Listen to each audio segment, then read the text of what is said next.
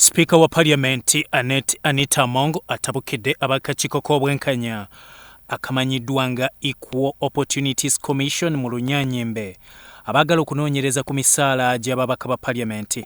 Abakakiiko bawandiikidde Kilaaka wa Parliament that they want a report on how much each member of Parliament gets, how much the staffs of Parliament get. I think people are forgetting separation of power. Parliamentary Commission is a standalone. We do not belong to Equal Opportunities. We are not civil servants for public service to start asking for the salaries of members of Parliament. Misaala n'ensako by'ababaka bitegekebwa akakiiko akafuzi aka Parliamentary Commission akakulirwa Sipiika okusinziira ku Among. It is high time, Attorney General, you tell these people that we have our independence. We should not be asked. Omubaka wa Kira Municipality Ssemuju Ibrahim Nganda agamba oba tewali kibakweka lwaki Parliament etya okunoonyerezebwako.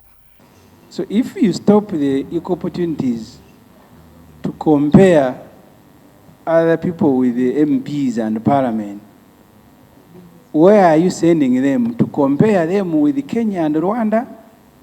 Because within the same environment, comparison is what will show you the vulnerabilities.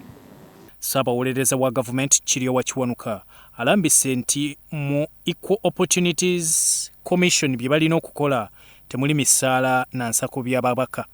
When you look at Article 85, emoluments of members of Parliament, that is self-explanatory.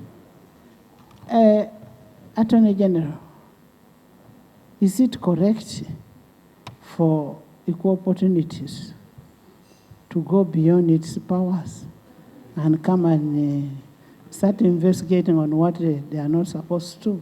They are not entitled to compare everything and anything. They are supposed to compare marginalization because of gender, sex, disability, and other matters created by history.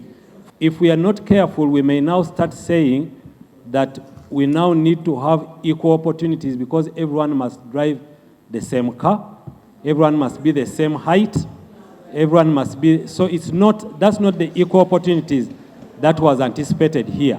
Bia Mohamed Wamala ne Eric Sebala Msoroti TV.